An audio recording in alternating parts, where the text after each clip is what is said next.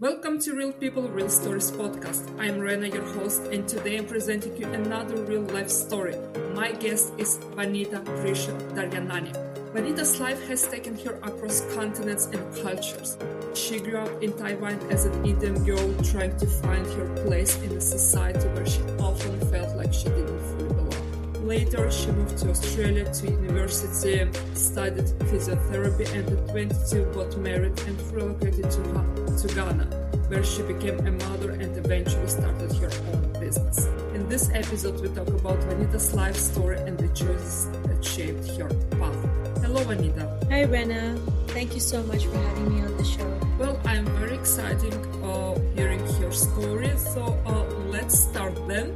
You spent your formative years in Taiwan. So how did your family end up living there? So my dad grew up in Vietnam, and then because of the war, they had to move back to India. And then he was placed in Ghana and then again had to go back to India. And so he was always trying to find his feet in business, and he had an opportunity in Taiwan. So he's actually been there for about 40. He found Taiwan had a lot of opportunities for business, and he started his own business as well over there before I was born, actually. And he's never left from there. So he's pretty happy there. Yeah, he loves it. In fact, I've tried to bring them over to Ghana, and he still says there's no place like Taiwan. That's very interesting. I mean, he also traveled and he chose Taiwan as his favorite place. What was it like growing up as an Indian girl in the Chinese culture and learning Mandarin at such a young age? It was a little difficult because that was the only language that the locals could dialogue in. So there was no choice but to learn the language if we wanted to stay there long term. My dad speaks it fluently. He can't read or write, but he can speak it, and even my mom. And so knowing that from the beginning, actually my second language is Mandarin and my third language is Hindi because I've never really lived in India. Of course, that's a bit strange because a lot of people find that you're ethnically Indian, but you don't know how to speak Hindi. That's so weird. But I just had to do it because it's like any expatriate living in a place, you just acclimatize yourself to the local customs and traditions. And I remember that I think I was 5 or 6, and there's Chinese New Year, and Taiwan closes for about 7 to 10 days. And my dad took me to burn firecrackers in Taiwan. And we came in the newspaper because they found it so strange to have an Indian person celebrating Chinese New Year. Anyways, I really didn't feel like I had a choice. And also, I'm so glad I felt like that because it just meant that I had to adapt wherever I went. And that made the transition, even when I moved to Ghana, very easy because then I could just transition easily into the culture and the norms of the country. Now Yes. I want still to focus on your early years. As far as I understand, you are fluent in Mandarin after all, so you managed to learn it and you speak, write, read. Yes. Yeah. Okay. Also, you mentioned that your father and mother, they don't read or write, but they speak. Do you think for them that transition was more difficult than for you as a child? Definitely. And back then, there was no Google Translate. And even at that time, the news, I think they would only release one English newspaper a week. So everything was in Mandarin. And it was really difficult for them. But so the ancestral line that I'm from is the one that during the 1947 split between India and Pakistan, we had to leave Pakistan and migrate to India. And so at that time, a lot of the Indians scattered everywhere in the world, which is why my dad landed up in Vietnam, and like my in-laws, they were in Liberia and Ghana. And so I think that we as a culture have been very resilient to adapting to different cultures quite easily. And because my dad had to primarily do business in Taiwan, he had to learn the language. There was no choice. It was very difficult, and it was not so necessary to learn to read or write. As long as you could speak, you could ask someone for a little bit of assistance. So my mom is a vegetarian, so she doesn't even eat egg in food. So a lot of the ingredients, if you just ask them, as a culture, the Taiwanese are really friendly and they're really nice to foreigners. And they were always willing to help. So I think that kind of a surrounding really helped them to stay there for so long, knowing that people are just kind and genuine and they're always ready to help. And that definitely helped them adjust. But yes, it was very difficult for them. It was really tough. Thank you for sharing this. I now want to move a little bit further. You mentioned you studied in Australia, so when it came time for university, why did you choose to move to Australia? There are a lot of other options, so why Australia? I think my mom was a little bit biased in sending me to the US because I went to an American school, but at that time, a lot of the kids were going to the US for university. And it so happened that quite a few of them were unable to find jobs and had to return back to Taiwan. And because of that, my mom wanted to make sure that my future allowed me to have a place where if I wanted to migrate, I could migrate. And another reason was that I wanted to study something in the health industry. So I ended up picking up physiotherapy as a profession. And there are many reasons why I picked physiotherapy, but physiotherapy is also really well known in Australia, and they have a lot of research centers over there. And the physios over there have, once they get their qualification over there, they can pretty much practice in a lot of other countries without too much hesitation. So I think it was a multitude of reasons why they sent me there. Also, my mom thought that I was maybe a little bit too, she's a little bit more traditional. So she thought I was a bit too Western in my thinking. And maybe if I was around a lot more Indians and Chinese, it would help to kind of not make me so Western. At the end of the day, the university I went to was more Western, definitely, because it was such a small cohort of Asian students doing physiotherapy. But I think it was a right decision. It was a right decision, definitely. Yeah, that's probably why I picked it. There was also a lot of pressure, I think, to do the right thing for my family. My whole journey has been about learning what expectations people have put on me. And you only get to realize that in hindsight, isn't it? Like once you go through your life, then you look back and say, oh, I really wonder why I made this decision. But at the time, it seemed like the right thing to do what my parents wanted me to do. I can understand. Side question. Have you thought about studying something else? You know, some children at a certain age, they're like, I want to be policeman or I want to be an astronaut or doctor. Did you had any desires or dreams when you were child or teenager to do something else? Yes, I wanted to be a lawyer. My mom always told me I had a very argumentative nature and I have a very logical way of thinking. And so she said, you should definitely be a lawyer. And I found it fascinating to stand up for justice and what's right and what's wrong should not be fought for, or it shouldn't happen in this world where people are doing things that are wrong. Of course, that didn't happen because if I would have studied law, it would have only been applicable to the place that I studied it in. Like it's a lot harder to move countries if you're studying law. And another thing that helped me decide not to do it was we had a career day and we got to visit all different people in different professions. And I spoke to a lawyer and they went, you have to read all day, every single day, all the time. And I went, wow, I thought it would be more practical and maybe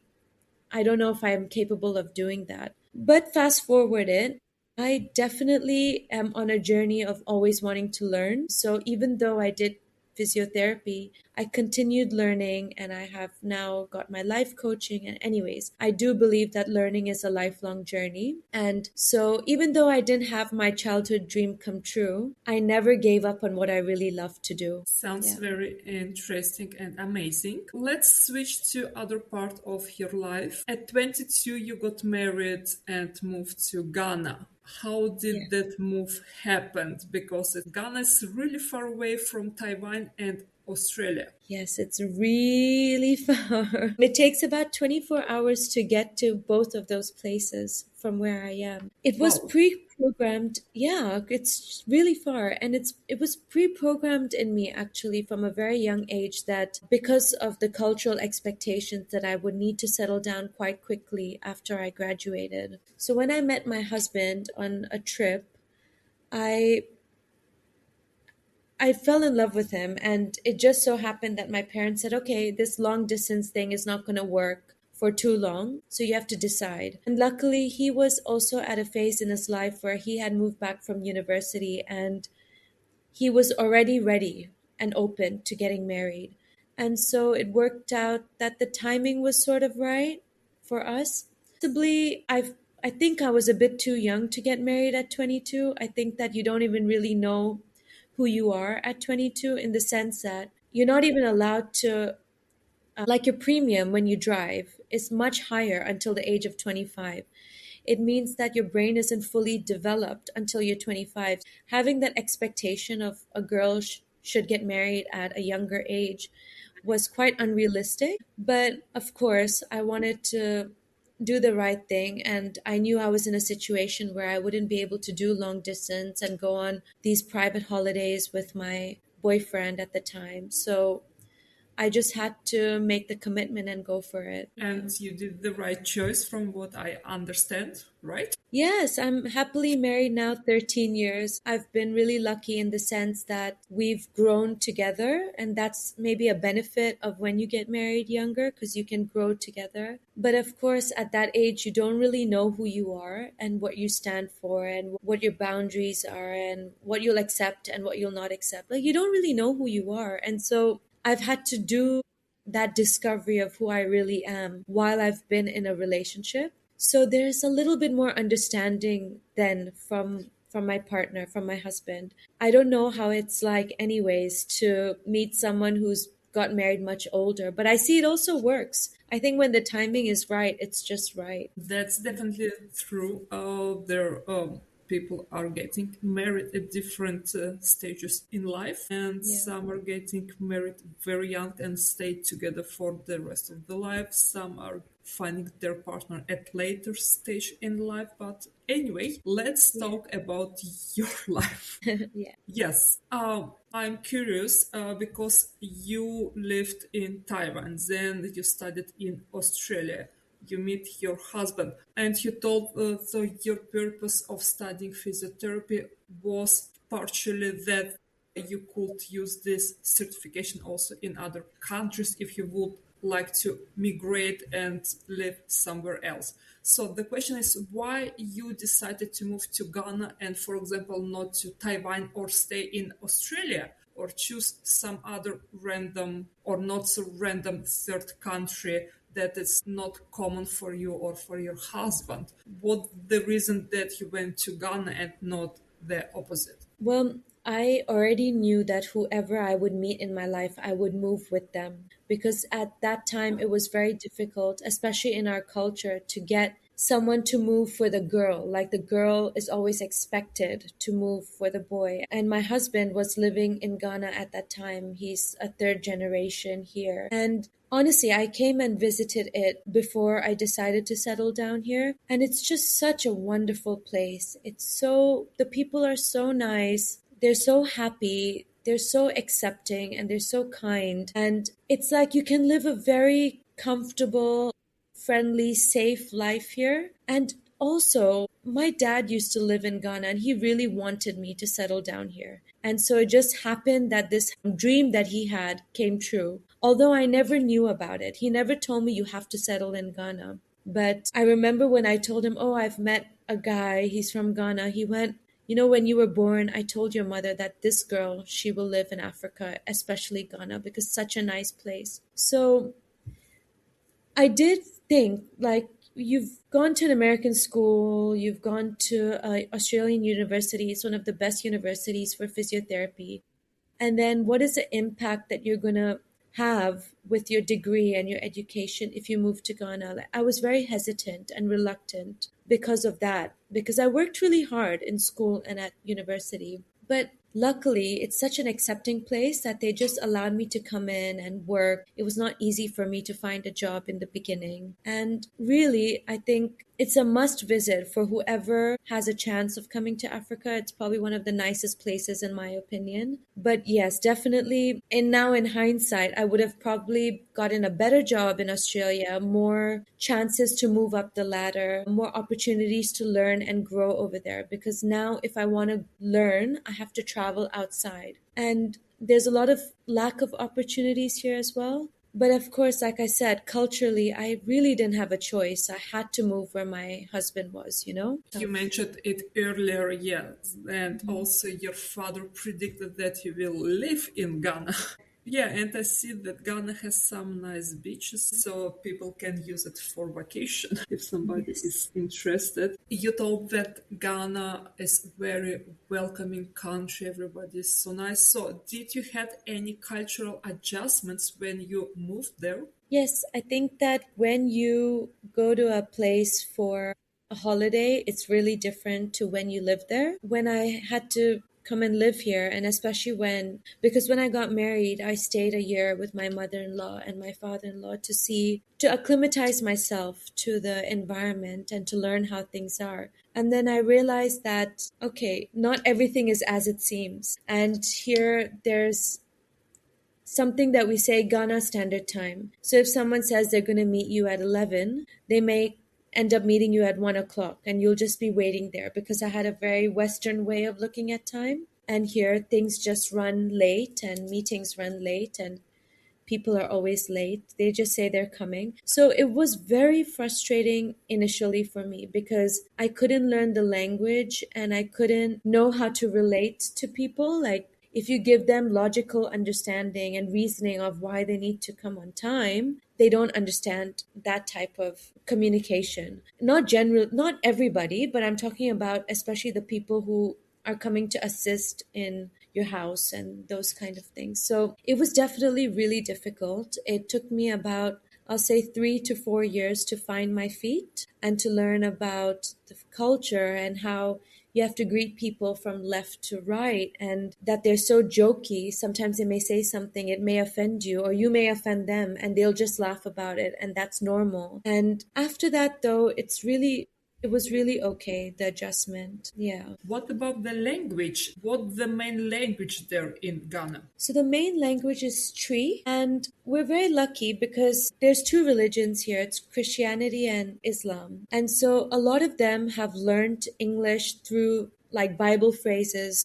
So when they speak to you, they speak very eloquent English, like as if you're reading straight from the Bible. So a lot of the people, like I'll say 80% of people in the city, they can speak English. So it was not difficult. In fact, my mother-in-law, who was born in Ghana, and my husband, who's lived in Ghana for most of his life, they both don't know how to speak the local language and they can get around. So it's very common that you meet foreigners here that stay here and they don't know how to speak the language, and it's absolutely fine because the locals know how to speak English really well. That is an interesting fact. The foreigners, so your husband, I will give this example because I don't have any other example. I don't know people from Ghana. So, Yes. your husband, he born there, and yet he doesn't speak local language, and he's considered foreigner. So it means the foreigners who even grew up in Ghana, they're not exposed to the local language at all. They are exposed a little bit, but because everybody speaks English, they're not forced to learn the language. Like, even if you go to the market and visit like the local sellers, they all know how to speak English. Where I think it's important to know the language is when I had my own business here in Ghana and I was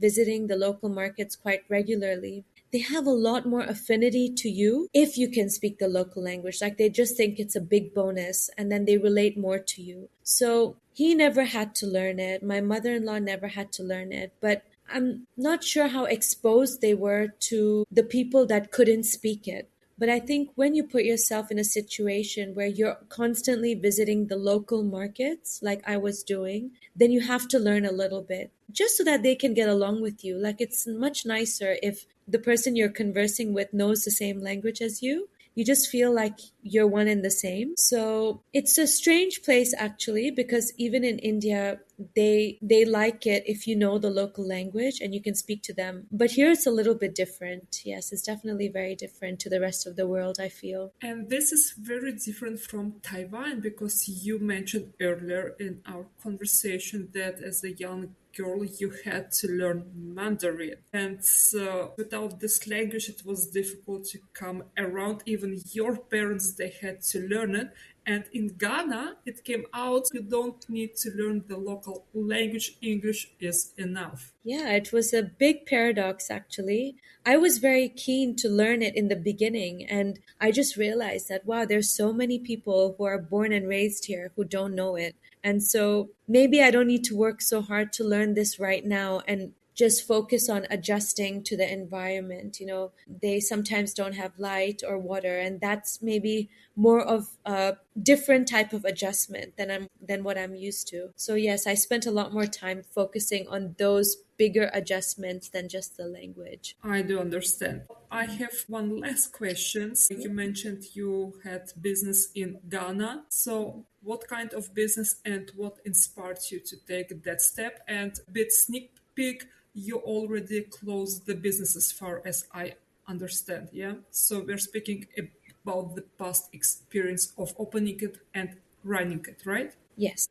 Yeah. So it was a little dream that I had in terms of I always wanted to do something on my own and like run my own business. And my dad still had his offices in China and Taiwan. And because most of the imports into Ghana are from China, I just thought I could use the opportunity to maybe dapple my feet into business. Also, when I was younger, I used to help my dad a little bit in the office. So I had a little idea of how it works, but nothing like real life experience. It was so difficult because I opened my business in 2019, and then I think 3 months later, COVID hit. And it was a very difficult time because they were not allowing a lot of imports from China at that time as well. China was closed. The benefit of that was that all of the goods that I had, they were all, because it was not common to have new goods at the time, there was a lot more business at the time of COVID.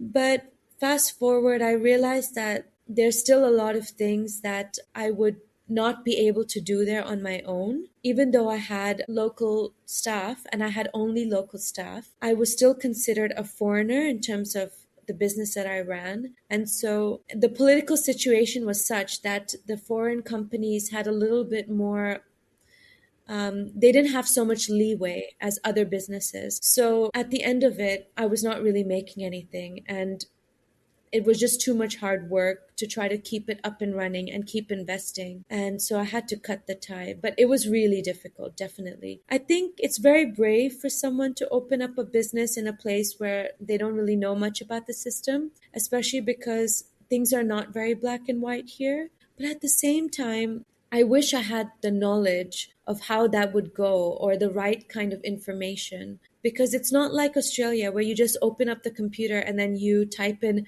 how do I get this license? And then you apply for it and then it comes into your inbox or you just go and collect it. It was a very tedious process to do all these things. So that, I think, taught me a lot. Like to keep persevering, you don't give up, just keep going and keep going. What's the one thing you'd like listeners to take away from today's conversation? I think it's really important that if something goes not the way you expected it, to learn what the lesson of it was rather than defining it as a failure, because for a long time it's easy to get locked into the failure narrative. So I just wish that people know that they're extremely resilient and they're extremely resourceful and to just keep going. If their heart is there and they love to do something, just keep going. Thank you, Vanita, and thank you for listening to Real People, Real Stories podcast. Join us next time for another inspiring story.